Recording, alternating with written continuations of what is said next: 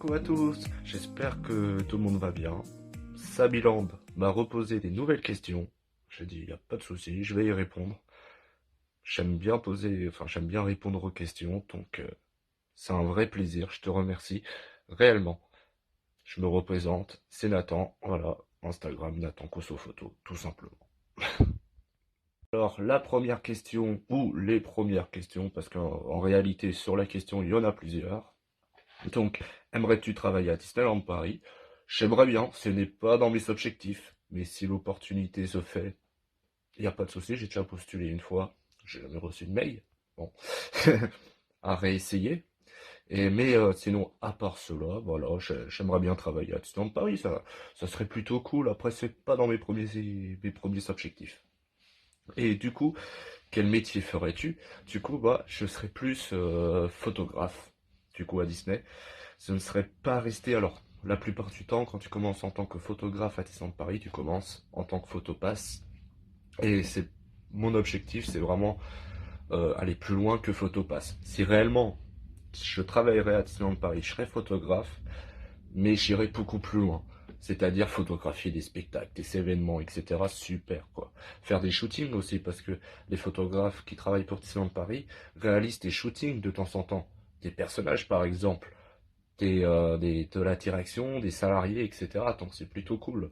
Et pour le coup, voilà. Franchement, j'aimerais bien. En plus, ça me permettrait de voir peut-être des spectacles en avant-première, du coup, et ce serait juste génial, en fin de compte, de voir en premier, en tant que privilégié, le spectacle, en fin de compte. Parce que c'est vrai que les photographes aussi photographient les répétitions. Car, par exemple, je vous donne un exemple. Par exemple, là, on est en période de confinement, avec la crise, etc. Il suffit peut-être qu'ils travaillent sur un spectacle, etc. Mais en fin de compte, ils vont l'annuler, ils vont pas le faire jouer et ils le feront jouer peut-être plus tard. Ça permet aussi pour les archives, en fin de compte. Et du coup, voilà. Ce serait juste génial, en fin de compte. Et puis voilà quoi, tout simplement. Faire aussi des photos, ils font peut-être des photos des attractions, etc. Après, ça dépend des postes spécifiques, je pense du photographe. Du coup, voilà, ça serait photographe à Disneyland Paris, et voilà. Première question, prochaine question. Deuxième question, ton land favori, pourquoi? Je vais vous en donner deux à Disneyland Paris, en tout cas. Car réellement, il y a vraiment deux landes où je suis vraiment accroché en fin de compte, où j'y tiens beaucoup, je suis vraiment passionné. C'est Frontierland pour commencer, comme beaucoup, car bah, le land est juste magique. Moi, franchement, je me crois vraiment dans un film de cowboy. Enfin, dans un film de Far West à chaque fois. Enfin, des fois, je me fais des cinémas, je me fais des films, c'est un truc de ouf. Bon, parlons sérieux. Je suis pas très pro imitateur de Coppery, hein, je pense que vous l'avez vu. Mais sinon, à part cela, c'est vraiment la storyline en fait. Quand je le rappelle, hein, le père de Mélanie Ravenswood, Henry Ravenswood, euh, propriétaire du manoir, mais aussi propriétaire de la mine, Pink Thunder Mountain. Donc déjà la storyline est complètement en lien avec Frontierland et Pink Thunder Mountain. À la dernière scène, ce qui démontre où c'est réellement la frontière, enfin, en lien, c'est par exemple le petit panneau que vous pouvez retrouver au niveau du cimetière de Phantom Manor, où il y a écrit Pig Meaning Inc. Je sais pas quoi. Enfin, je crois, hein, je m'en rappelle plus, hein. Ça fait un petit moment que je suis pas retourné à Disney, remarque. Depuis le 13 mars, je crois. Mais du coup, voilà. La dernière scène aussi de Phantom Manor. Là, on se retrouve à Thunder Mesa et on peut voir le pic Thunder Mountain. Tous ces petits liens démontrent bien que c'est en lien. Du coup, voilà. Et puis en plus, il y a des petits détails un peu partout à Frontierland, mais bon, on en a pour une heure pour tout expliquer en fin de compte.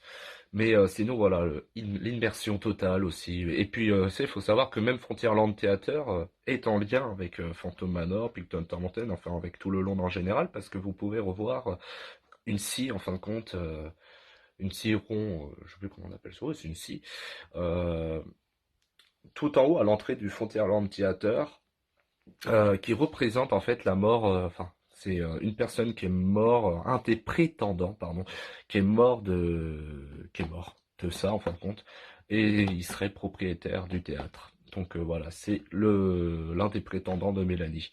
Donc c'est super génial quoi. Enfin, même dans le temps, il continue à faire vivre cette storyline et le land, et c'est juste génial. Mais voilà, sinon après voilà, c'est hyper immersif, on se croirait vraiment dans un film de cow-boy, quoi. C'est incroyable. Moi je me crois vraiment dans un film de Far West et c'est juste génial. Et puis même quand on retrouve les restaurants, super, les restaurants, super. Il y a le côté mexicain aussi avec Telorio, etc. Moi je kiffe, hein, surtout à la période d'Halloween quand c'est décoré en mode coco. Euh, et puis le Cowboy Cookout, qui est juste génial. Bon, un super restaurant, mais malheureusement il est passé en buffet à volonté, donc moi je suis totalement contre. Après, je pense que ça joue aussi au niveau de la rentabilité. Bon, on va pas parler d'économie ici. Mais après, ouais, il y a le Lucky Nuggets aussi, le Lucky Nuggets super cool. Euh, bon, les plats sont pas fameux, mais l'ambiance est super cool. Donc voilà, c'est. Puis même le Pato, Riverport, Detto, qui est le Molibro dans ce moment. Dans le terme Molibro, le Mark Twain. Le Mark Twain est en rénovation, mais ça te rend une atmosphère et un certain charme sur le land, c'est incroyable. Et puis aussi Main Street USA, parce que Main Street USA, c'est mon deuxième land favori, parce que mais c'est totalement incroyable. Je kiffe ce land. Je kiffe, il n'y a pas d'attraction, certes, mais il y a une immersion et on rentre, c'est tout simplement génial. Et en plus, c'est tellement bien pensé parce qu'en réalité, c'est comme un générique de Main Street USA. Il y a plein de noms de marqués au niveau des fenêtres. Si vous faites attention, il y a des noms plus ou moins connus. On peut peut-être citer Roy Disney par exemple, un des plus connus. Et en fin de compte, c'est un peu comme un générique. Il présente, en fin de compte, il présente dans un générique, on voit les noms qui a travaillé pour le film, etc. Bah là c'est pareil, ceux qui ont travaillé pour le parc, la Walt Disney Company, etc. Tout l'ensemble en fait. Et du coup c'est plutôt cool. Et l'immersion, les sarcades aussi super, les sarcades. Les sarcades c'est juste génial aussi. Et ah ça me manque, ça me manque. Et en plus, on est les seuls à avoir les arcades et bon, quand tu rentres et tu vois ce land, tu peux que dire que ce parc est magnifique en fait. En fait, ta visite commence très bien déjà. Et après, c'est comme dans un film, en fait, t'as le générique, et après, c'est un peu comme un cinéma, en fait. On rentre en Street, c'est le cinéma, c'est l'entrée du cinéma, et après, on choisit quel film prendre. Soit les Cowboys à Frontierland, soit les Aventuriers à Adventureland.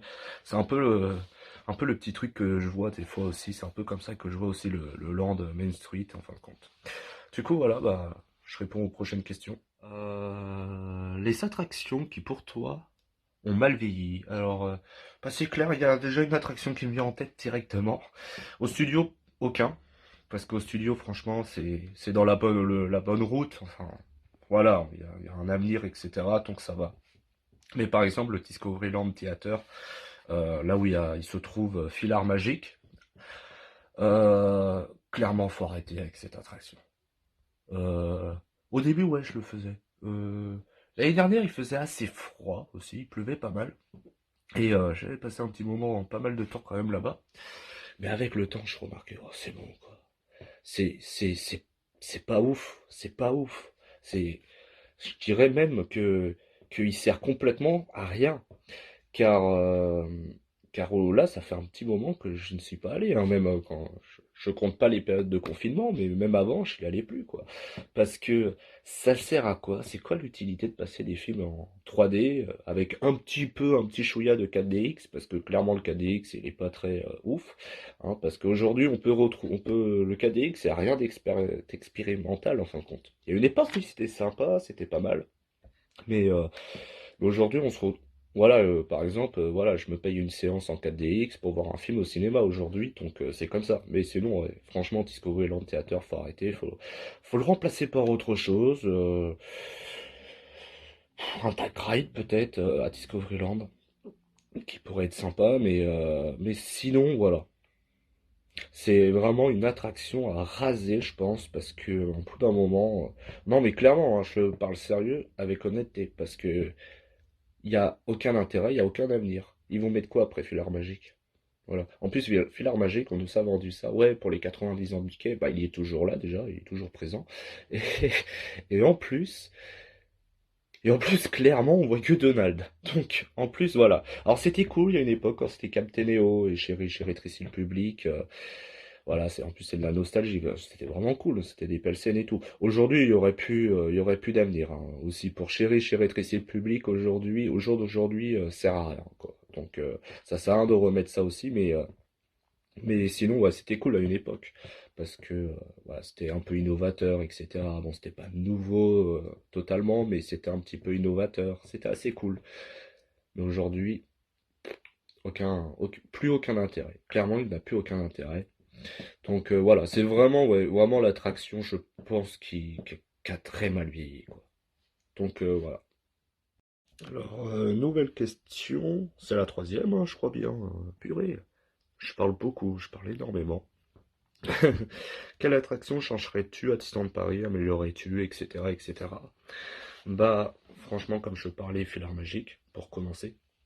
Transformer, arrêter avec le cinéma. Avec projeter un film dans un écran, il faut arrêter. Et faire un tag ride. Par exemple, un soaring,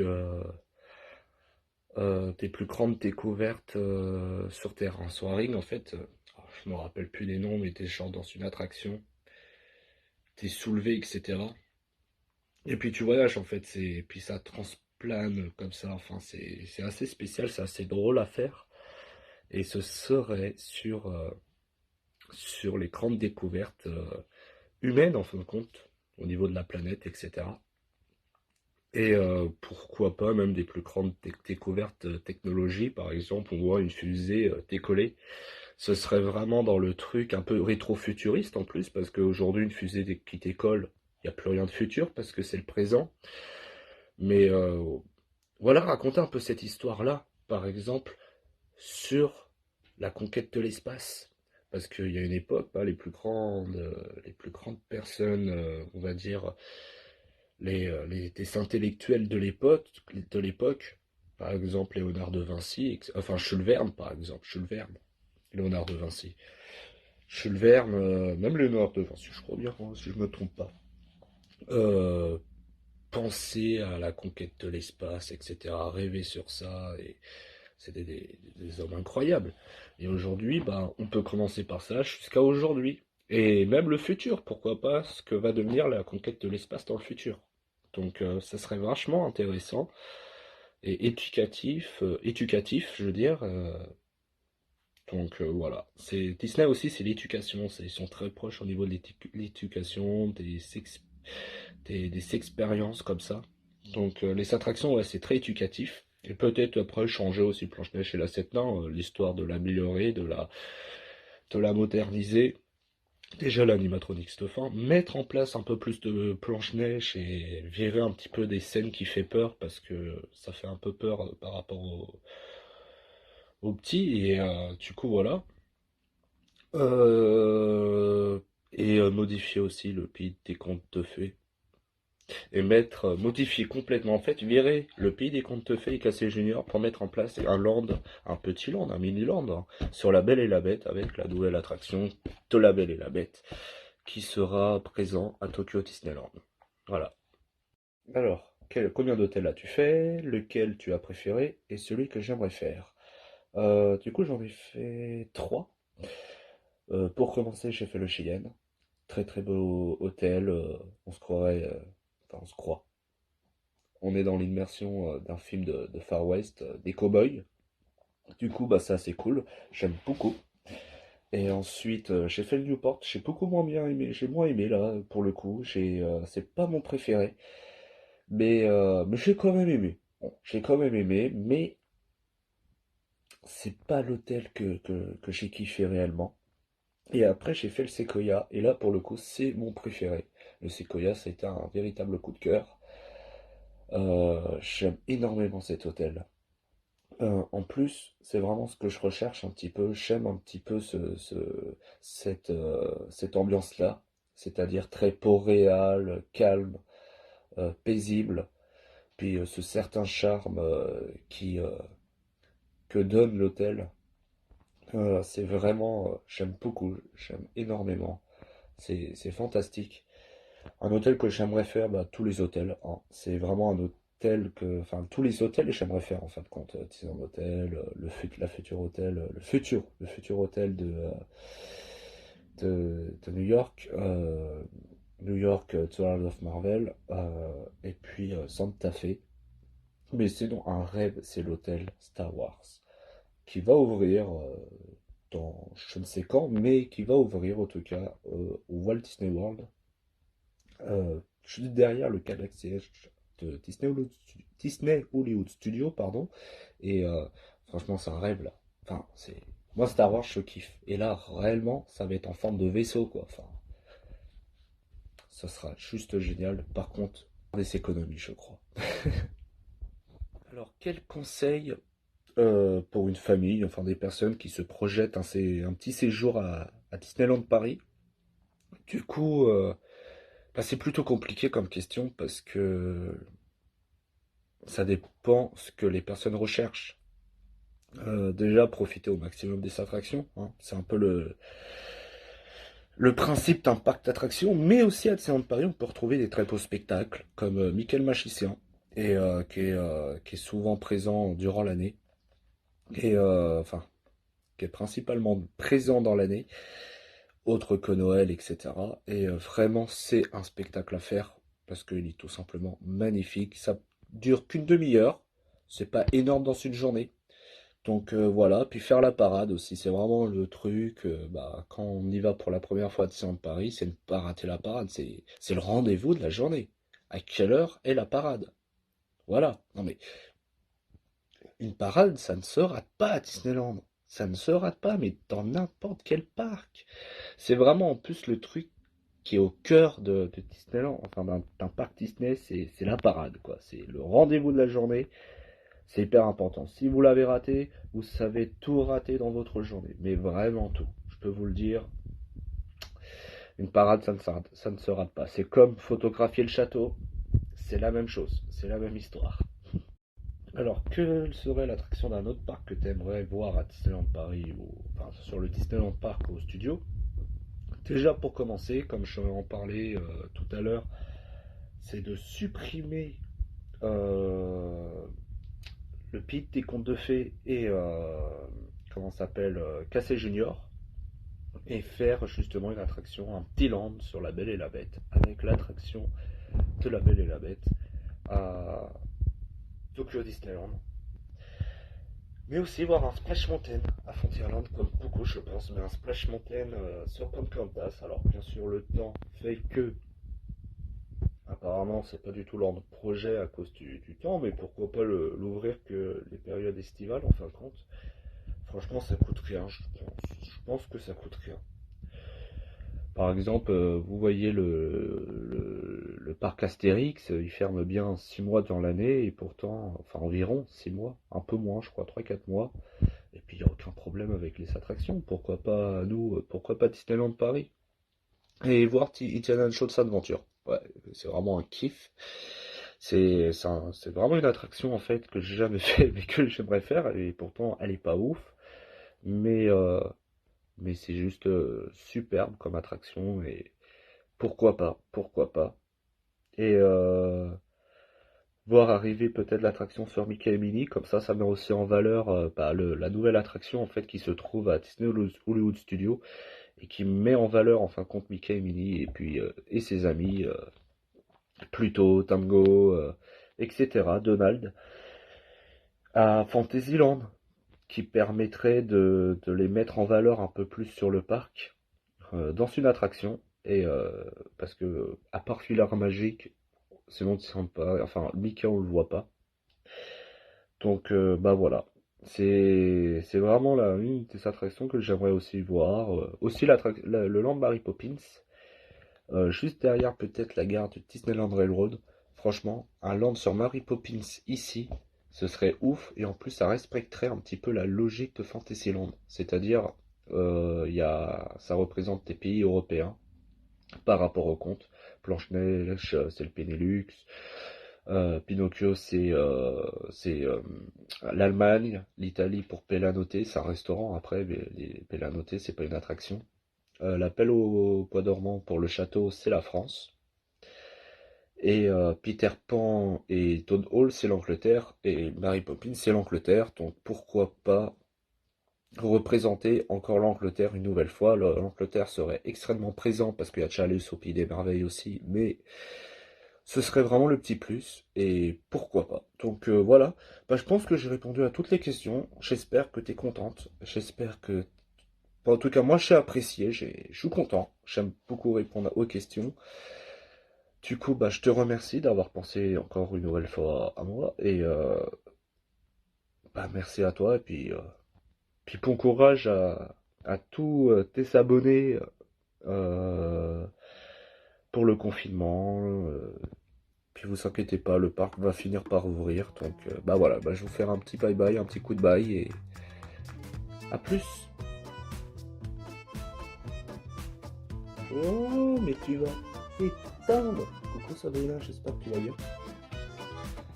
Oh mais il veut pas éteindre, il veut pas s'éteindre du tout. Attends. Bim, bim. Pourquoi il s'éteint pas?